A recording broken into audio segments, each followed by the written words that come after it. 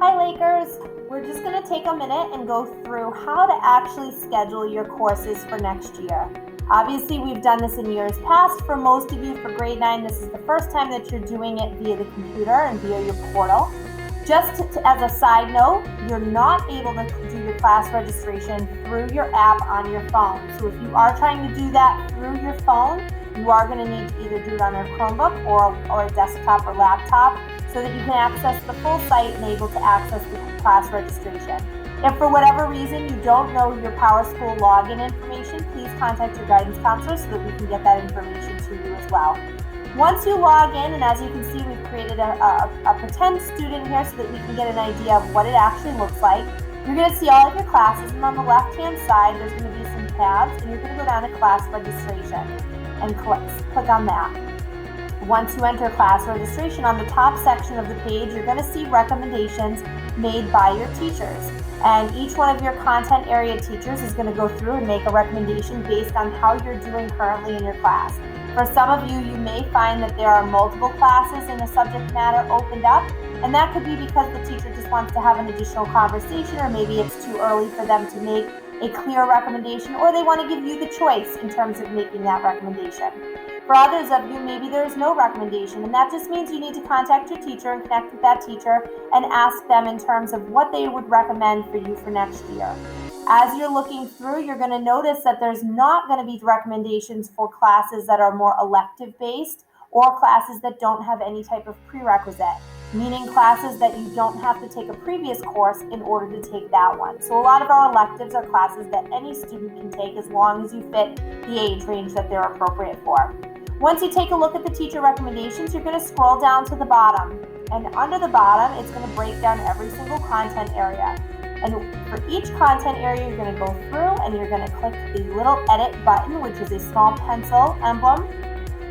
And it's going to bring you to an additional window.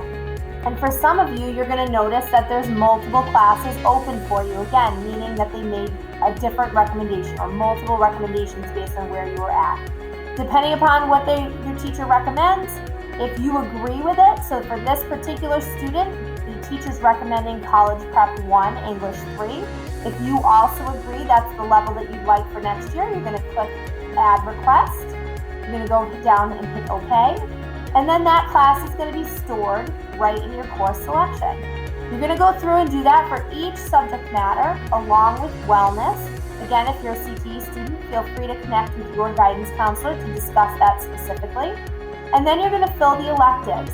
The only rule of thumb, as you see at the bottom, it's going to start to tally your credits that you're earning. Your goal is to hit 28 credits, which is a full schedule.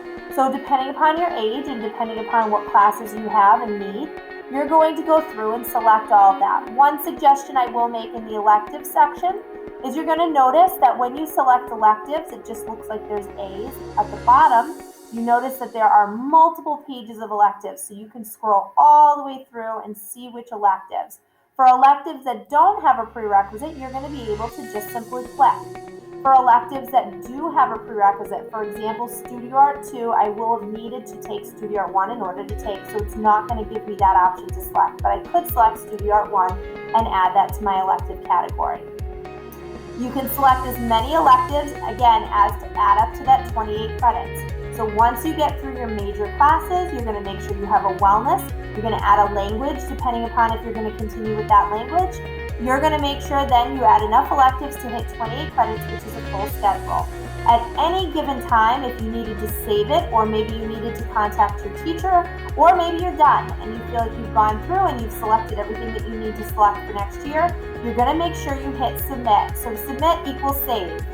At any point when you want to stop what you're doing, you want to hit submit so it saves it to your account. So as you can see, I'm not nearly done, but all this will allow is it will save it and it will give me a summary of what I've saved in terms of what I have stored in the computer. If for whatever reason I need to finish or I need to change something before the timeline is up, I'm going to go right over to the left and hit class registration again, which is going to open up this section again. Again, once you finish, you're going to hit submit. Going to save it, and you at that point are done with course selections for next year. Obviously, if you have any questions or concerns, we definitely encourage you to speak with your teachers first if there are concerns about any particular class or level. If you have more general concerns or questions or need to contact your guidance counselor to line up in terms of future planning, please don't hesitate to make an appointment with one of us as well. Best of luck.